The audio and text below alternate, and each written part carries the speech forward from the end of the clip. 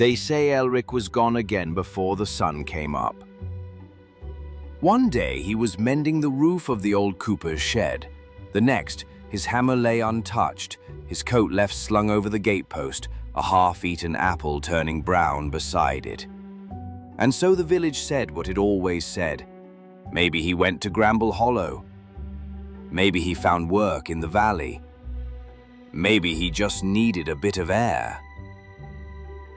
They said these things the way you say them when you know they aren't true, but Brina knew better. She still visited the hill, now covered in grass, where the Hollowridge Bridge used to slope downward into fog. She would sit near the patch of wild clover where Ellric had buried half of that torn page, and wait. For weeks there was nothing. Until the morning she found the stone, smooth, warm, faintly green, and beside it, a small drawing in the dirt, a single line, a curve, and 3 dots. The next day the fog rolled in again, and the bridge was back. It looked exactly the same, worn wood, stone footings, empty sign. Except now, it didn't feel like it had stayed, it felt like it had returned.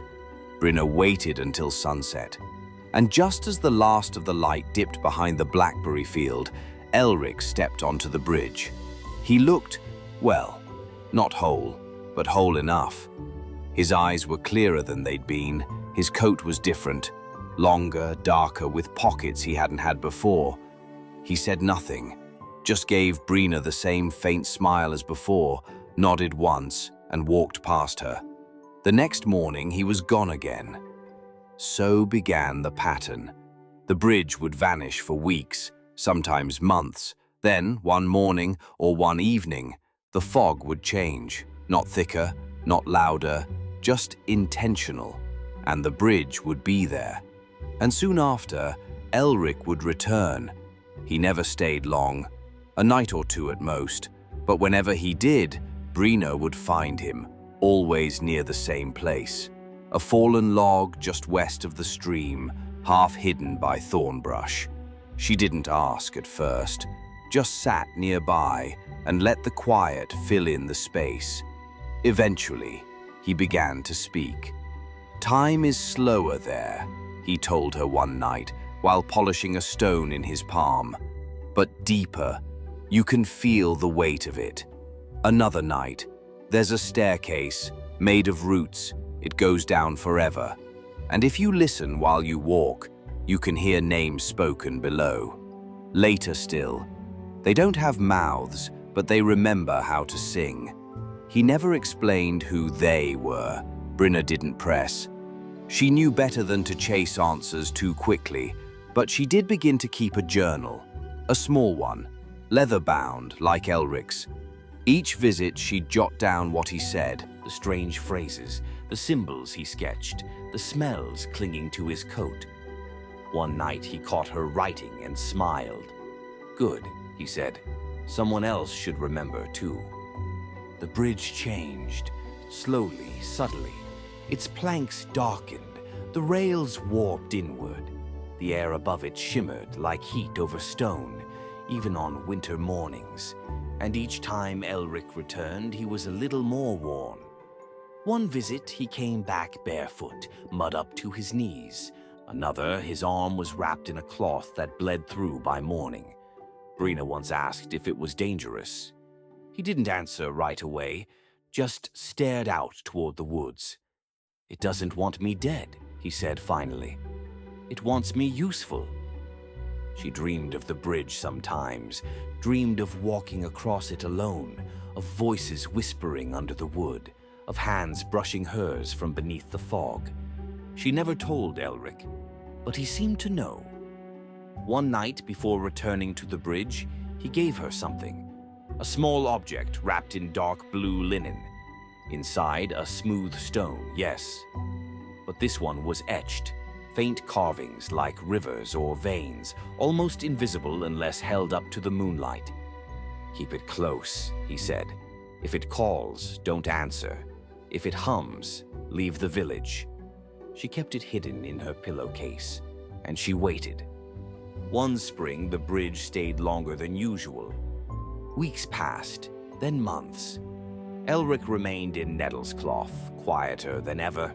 He worked the fields, helped repair the schoolhouse, took long walks before dawn.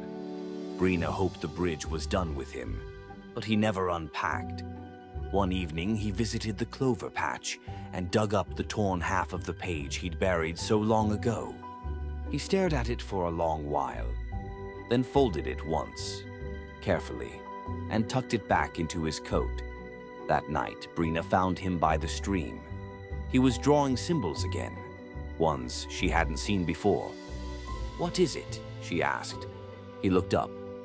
"The other half of something. I need to bring it back." "Is that why you keep going?" He paused. "Partly. And the rest?" He stared at her a moment.